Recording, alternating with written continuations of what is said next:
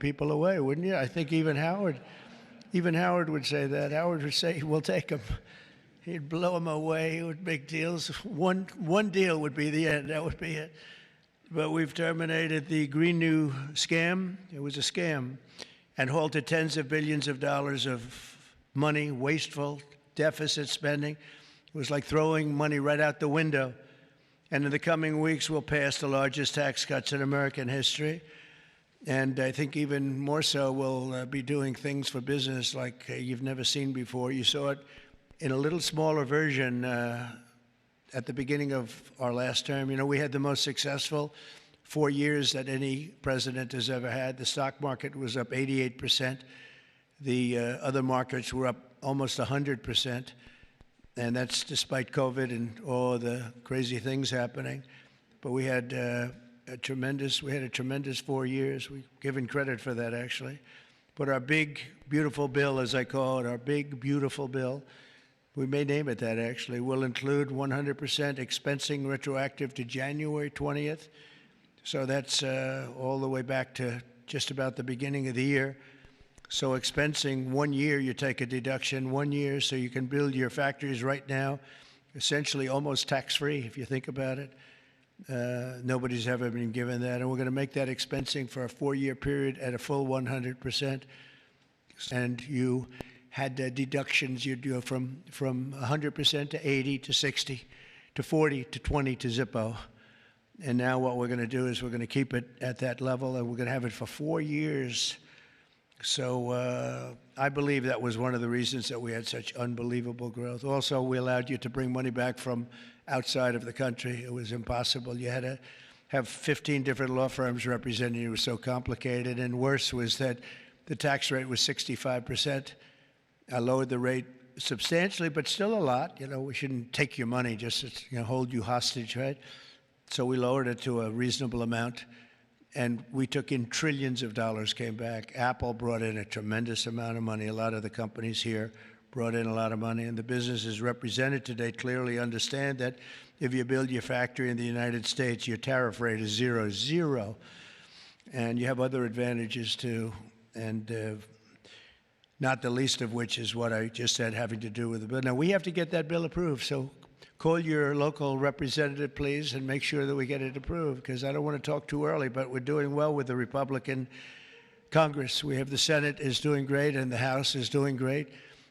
John Thune has been spectacular. Mike Johnson has been, Speaker, has been spectacular. Marcia, you're in there working very hard and doing well. What do you think? Are we going to get it passed? We have to. Marcia, we don't get it passed, I'm blaming you. We have to. We have to get it passed. We will. I think we will. But I don't think we'll have any Democrat votes. If we don't get it passed, what would happen is your taxes go up 68%. Think of that. And we may not get one vote because they just vote against. It's Trump derangement syndrome, or maybe it's just they hate Republicans, or they hate what we're doing because they've lost their confidence. They've totally lost their confidence. They don't know what the hell is going on. And we are going to get it done. It's probably going to be fully Republican. Fortunately, we have the House, we have the Senate. And we may or may not have a couple of grandstanders, I don't know. But if we do, it would be good if you could work on anybody. I mean, if I were a Democrat, I'd be voting for it 100%. Because I think it's very dangerous politically not to vote for it. Think of it, your taxes go up almost 68%. So, but it looks like we're in good shape, I think. And hopefully we'll get it approved. It'll be the biggest bill ever approved in the history of our country, and it'll be the biggest tax cut ever approved in the history of our country. And in addition to that, regulations, which I'm doing in and outside of the bill, will be as big or bigger than we did last time. We have the record for regulation cuts in the 4 years. We cut 4 times higher than any other president in a 4-year period. And we're talking about 8 years and 2-term presidents. We were 4 times higher than any other president in terms of regulation cuts.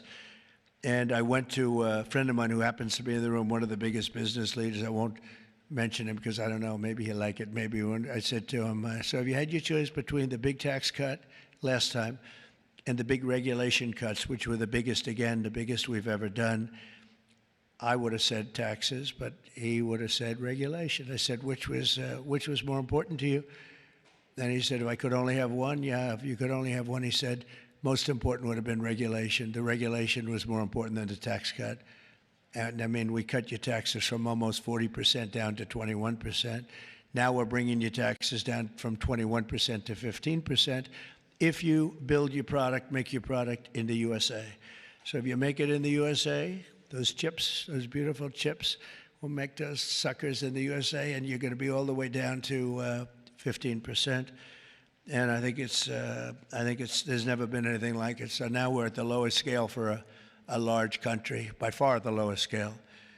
Our pro-jobs, pro-American economic policies are a major reason that businesses around the world have announced $5 trillion of investment since November 5th, and now we think it's up to plus $8 trillion, and they're really coming in. They're really coming in fast. Some of them don't bother calling us. Some of them don't even want meetings. They just start their plants and start their factories. I want to express my tremendous appreciation to the business leaders here. You are really an amazing group. This is a who's who. I don't want to say, there's an expression if something ever went off, the entire industry would be wiped out, but I won't say that. I want to think very positively, and that could never happen here, could it? But I want to congratulate you all on your incredible success and accomplishments. You've been amazing. You're the biggest and the best. So I'd like to introduce some of you, President and CEO of Hyundai, Jose Munoz. Jose, thank you very much. Fantastic. Jose is investing $21 billion, including $5.8 billion for a new steel plant in Louisiana, which is a beauty. I saw a picture of it, which is going to create at least 1,500 jobs, just the plant alone. Thank you very much, Jose. Beautiful. Chairman and CEO of global shipping giant CMA, CGM, Rodolphe Sade. Thank you, Rodolphe. Thank you very much. Fantastic. Investing $20 billion in creating 10,000 new jobs at least. Thank you very much. It's fantastic. You'll be very happy. President and CEO of Toyota North America, Ted Ogawa, investing $88 billion. Where's Ted? That's fantastic. Thank you, Ted. That's fantastic. Ted's investing $88 million for car production at its West Virginia factory, which is a beauty. I've seen it, actually. Congratulations. Thank you very much for being here, Ted. Co-founder and CEO of Anduril, Brian Schimpf. Oh, Brian. Thank you, Brian. He's investing $1 billion for a new manufacturing facility in Ohio and display. Next to me is their 125-pound Roadrunner drone. Where is that little sucker? Where is it? Which is that? Whoa. That's a nasty-looking thing. That's a nasty. I look up there when I'm having dinner outside. I used to look up and see the moon. Isn't it beautiful? Now you see the moon, but you see drones all over the place. And I say, let's get the hell out of here. That's a good one, isn't it, huh? I can see it. CEO of Worldwide Amazon Stores, Doug Harrington. Thank you very much. Thank you, Doug, very much. Investing $4 billion this year alone, and I know they said they're going to be investing a lot over the next 2 years. We appreciate it very much. Thank you, and say hello to everybody. CEO of Venture Global, Mike Sable. Mike, thank you very much, Mike. Investing $18 billion in liquefied natural gas expansion in Louisiana. That's going to work out good. Thank you very much. President and CEO of Siemens USA, big company, Barbara Humpton. Thank you, Barbara. Thank you very much. Investing $285 million. Executive Global Chairman of Pratt Industries, friend of mine, Anthony Pratt. He's investing $5 billion. Thank you. Thank you, Anthony. I read a report today he's the richest man in Australia, but who the hell knows? Do you think you're the richest man in Australia? Close.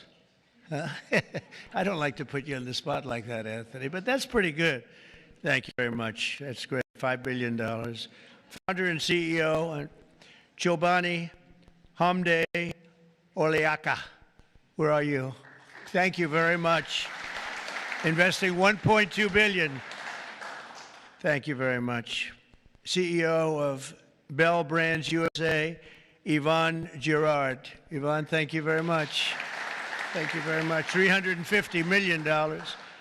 President of Schneider Electric North America, Amber Paul. Amber, thank you very much. Investing $700 million for energy infrastructure, and its largest investment in its 135-year history. Chairman and CEO of Johnson & Johnson. Oh, I know, I've heard of that company, huh? Yeah, my hair looks so beautiful because of your product.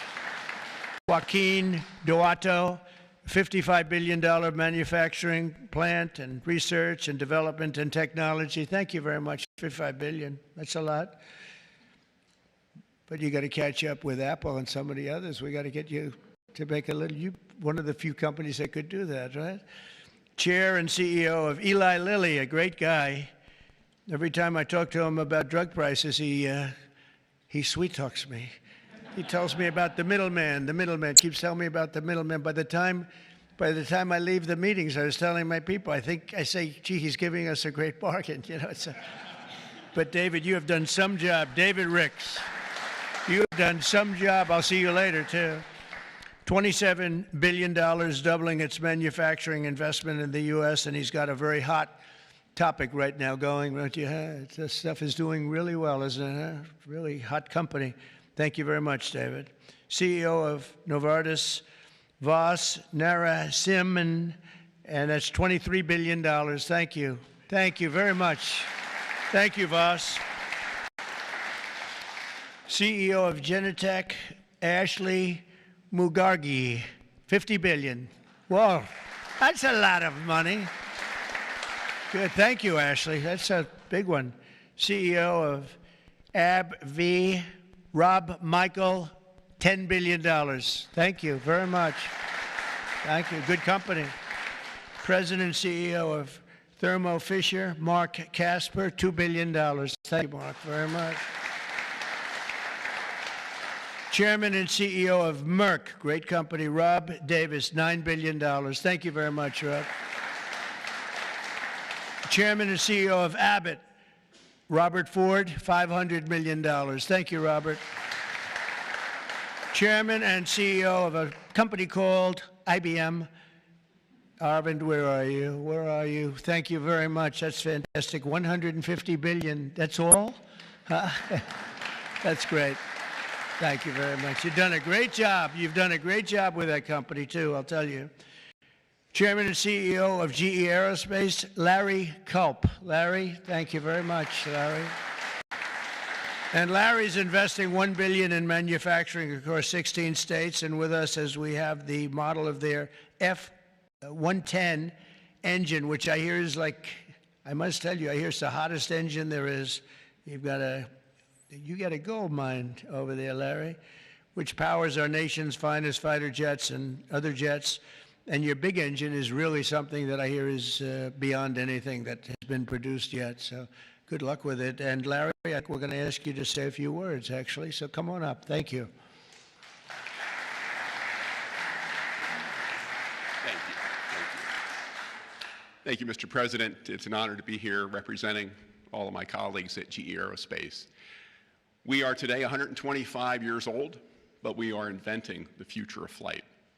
Today, we power 3/4 of the world's commercial airlines and nearly 2/3 of the U.S. military combat jets and helicopters. So what you see here with the F-110 powers 70% of the newest Air Force F-15s and the F-16s.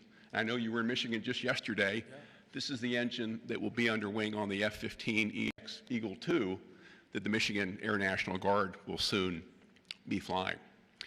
We're excited about what's happening at our company. We're investing $1 billion this year, as the President said, across 16 states, not only in our manufacturing footprint, but with so many of the small and mid-sized businesses that constitute our supply chain. There's a lot happening. We're excited about it. Mr. President, thank you for what you're doing, not only to revitalize U.S. manufacturing, but helping ensure that the U.S. aerospace industry, one of our biggest net exporters, continues to lead the world in innovation. Thank you. Thank you. Great job. And he has done a really great job. Where you took over a slightly troubled company, and now you've made it hot as a pistol. So that's really an amazing job you've done in a short period of time. Also with us is Chairman and CEO of SoftBank, Masa. Where's Masa? Masa, come on up here, Masa. Masa has pledged $200 billion plus another $500 billion with Oracle and OpenAI for a total of $700 billion. Thank you, Masa. Come on up, please.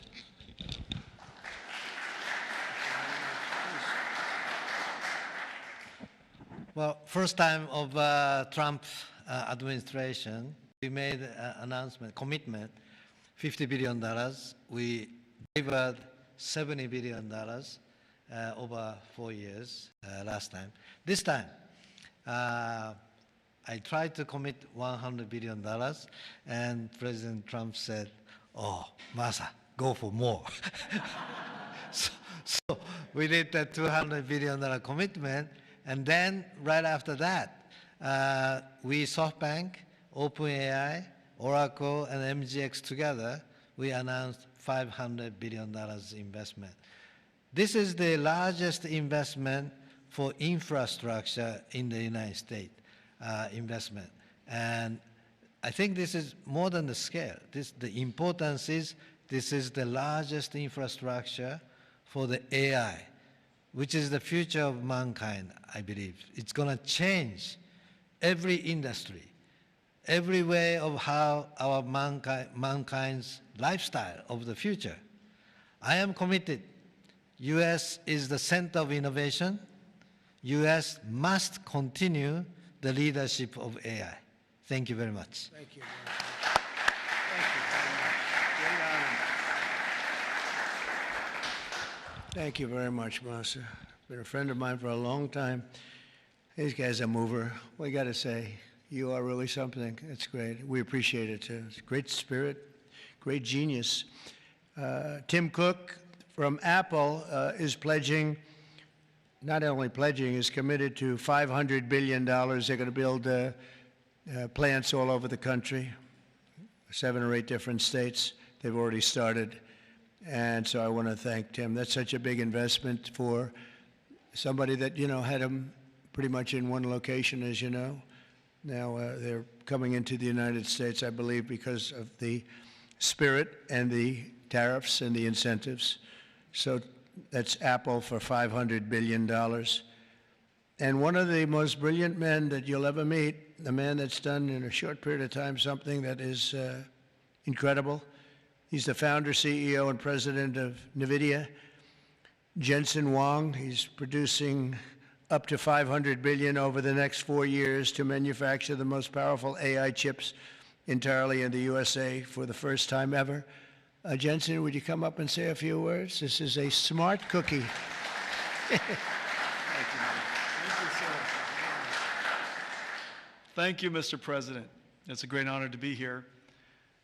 NVIDIA reinvented computing for the first time after 60 years. In fact, Ervin at IBM knows quite well that the computer has largely been the same since the 60s. The IBM System 360 described really quite perfectly the computer that we use today. Central processing units, operating systems, the separation of hardware and software, I/O subsystems, multitasking. All of the words that we use to describe computers today were really invented in 1964, the year after my birth. Well, after all this time, we've reinvented computers again. This is what a processor looks like. It's on the right there. People say it's a GPU. That's one GPU unit, and it's 70 pounds, 60,000 parts, 10,000 watts. In order to manufacture it requires probably a couple of hundred companies in the supply chain. It is so heavy that it requires robotics to do. It's so precise. And just to test a supercomputer requires a supercomputer. And we're going to build NVIDIA's technology, the next generation of that, all here in the United States. Without the president's leadership, his policies, his support, and very importantly, his strong encouragement. And I mean his strong encouragement. Frankly, manufacturing in the United States wouldn't have accelerated to this pace. Manufacturing isn't about low-cost labor anymore. Manufacturing is about technology. And most of the factories that build these systems today are the most advanced factories in the future. And we're going to use artificial intelligence and robotics and omniverse digital twin technology to make it possible for us to create the factories of the future. And we ought to build it. We ought to build it right here. The really amazing thing is that this computer is the engine of a whole new industry. And this new industry is called artificial intelligence. And this new industry is a manufacturing industry in itself. That's a factory machine. Just as several hundred years ago, the dynamo was invented, water would come in and electricity would come out. Now electricity goes into this machine and incredible tokens come out, artificial intelligence. In order for this industry to thrive, we need to build these systems, of course, but we also need both an industry-oriented energy policy, which this president has really put his weight behind. I really appreciate that. Without energy, we can't possibly have new growth industries. And we now have the backing of the administration, the backing of President Trump to support the creation of a whole new industry. This industry is going to enable a whole bunch of other industries. What we now call the AI infrastructure is going to revolutionize every industry that we know. All of the many CEOs in the room today are great partners of ours for that reason. We're working on artificial intelligence for many industries, from healthcare to drug discovery to life sciences, financial services, education, so many different industries. And that's going to be possible because we have the fundamental infrastructure here in the United States. And so I want to thank you, sir, for everything that you've done and the strong encouragement and the great policies that make it possible for us. Thank you, sir. Very much. Thanks.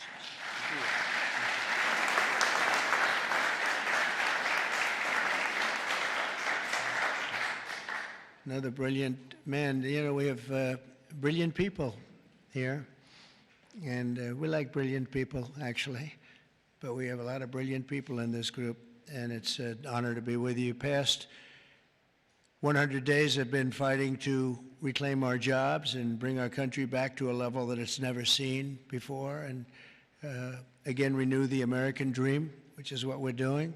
We have tremendous spirit.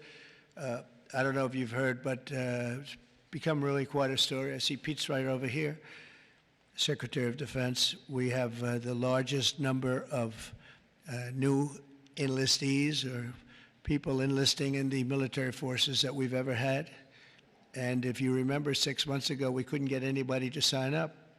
That's a big turn in a very short period of time. And November 5th had a lot to do with that, and our Secretary of Defense and a lot of the people that you see sitting here really had a lot to do with that. There's great spirit.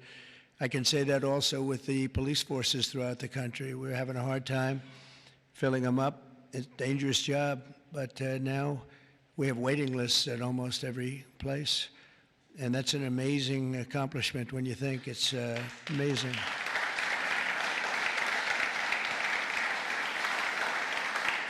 And when I first came here, you remember just 3 months ago, I came in and they started screaming. The fake news was screaming. They were going crazy about eggs. I don't know about eggs. What's with eggs? Tell me.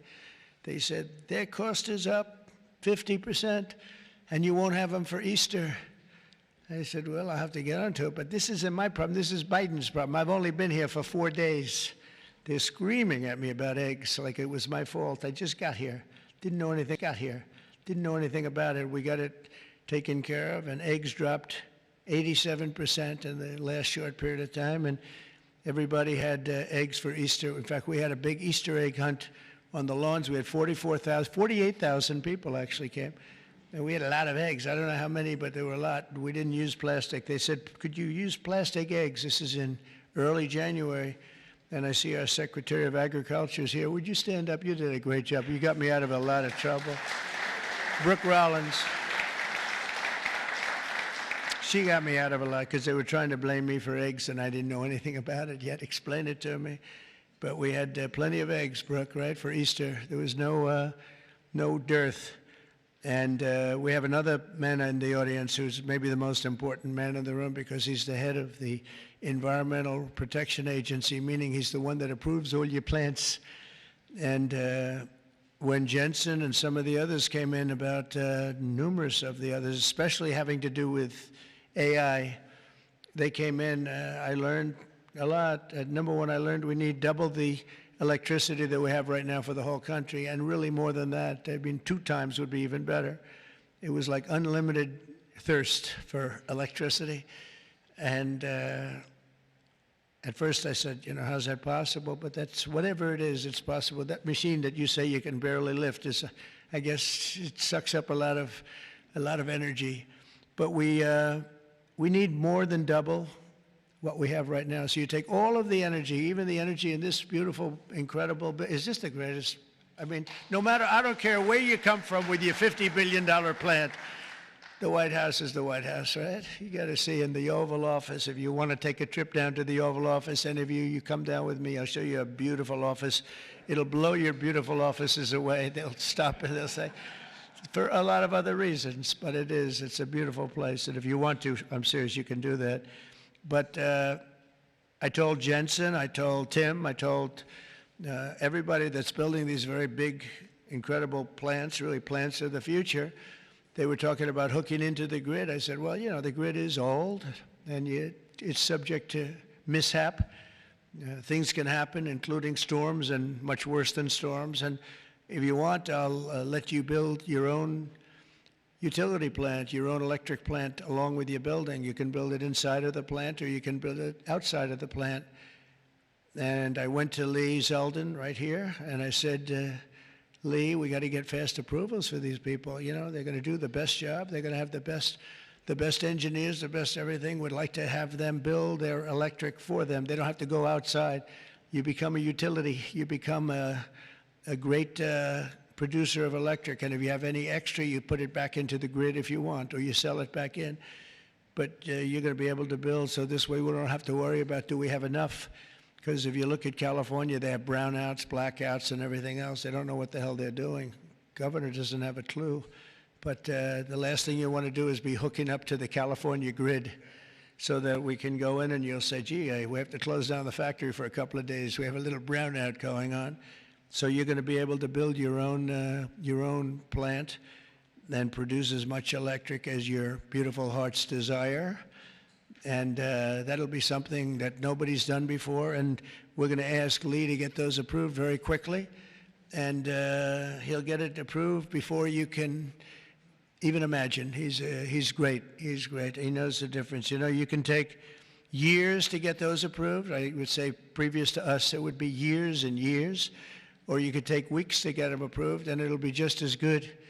But they don't play games, and they're going to get it done, and they'll get it done very quickly. So that's going to be a big help because you're going to have unlimited energy, unlimited electricity. And I think it's going to really, we want to stay number one. We're number one right now by a lot. I will say this, if I didn't get elected, I would say get out of the AI business fast. Get out of all business fast, probably. Maybe get out of the country fast, because this country was heading in the wrong direction, but now it's heading in the right direction. I think it's the most consequential 100 days in the history of our country in certain ways.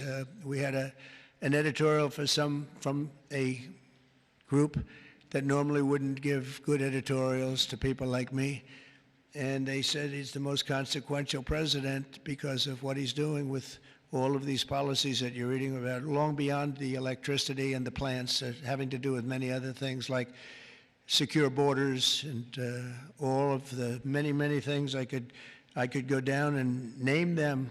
We're gonna be getting tremendous amounts of drug and pharmaceutical companies going to be pouring into the country. They're going to have to. They're going to have to, and we're going to give them a lot of time to do it. But after that, there's going to be a tariff wall put up. And they won't be happy about it, but they'll be happy if they start building right now. Right now, it's going to be build, and after a certain period of time, it's going to get tougher, and then it's going to be real hard to do business in this country. So for the pharmaceutical companies, chip companies, a lot of different companies, we're all set to really grow. Groceries are down. The grocery prices are down. Gasoline prices are down. We had some gasoline selling for $1.98 a gallon just recently in 3 different states over the last 2 days. It was at $4, and it was higher than that in some places. It was over $5. We have it way down. Energy prices are down all over the country. Mortgage rates are actually down slightly, even though I have a guy in the Fed that I'm not a huge fan of, but that's all right. These are minor details. Don't tell him I said that, please. As the cameras rock and roll back there. No, he should reduce interest rates. I think I understand interest a lot better than him because I've had to really use interest rates. But we should have interest rates go down. It would be positive, but it's not going to matter that much because ultimately what we're creating has much more to do with other things than it does just pure interest rates. But it would be nice for people wanting to buy homes and things. The prescription drug prices just saw the largest monthly decline ever recorded. So, David, I'm having a little bit of an impact, at least on you, as I browbeat this guy. And he's got he looks like he's 25 years old. He has this massive company, Eli Lilly, and it has no impact on him whatsoever. But I just see this number just came out. It's the largest monthly decline ever recorded. Yeah, but it's probably about 2%. They did that to make me feel a little bit better. But I appreciate it. We have achieved the lowest number of illegal border crossings in U.S. history, and we're at a level that nobody thought we could get to in 2 years, let alone a couple of months. And I think Kristi Noem is here someplace. Where is Kristi? She's here. Stand up, Kristi. And Tom Homan. And I see Linda. Stand up, Linda. You are doing so good. Education. We're bringing education back to the States, where it belongs. And she's been incredible. She's very upset with Harvard. They have $53 billion in a fund, and yet they want more grants. And it looks like we're not going to be giving them any more grants, right, Linda? And, a grant is at our discretion, and they're really not behaving well, so it's too bad. But our country is roaring like never before. Nobody's ever really seen anything like this. And again, the big thing is whether it's $8 trillion or even more than that, by the end of the year, it could be a number that would be, I think it's already, there's never been anything like it, but this is in a period of a couple of months. I think by the end of the year, the numbers will be just staggering. It's really going to be something very special, and I'm very honored to be with you. And I'd ask if anybody has any questions, please. This is your time. This is your time. You'll be live on television, all the fake news back there. Now that'll keep them down, right? That's the way to keep them down, unless they're bad people, in which case, unless they want to make some news. Would anybody have any questions? Anybody? Business leaders? You want to know anything about depreciation? No? I love it. We've done such a good job, we don't have to take. Howard, would you like to say a couple of words, please?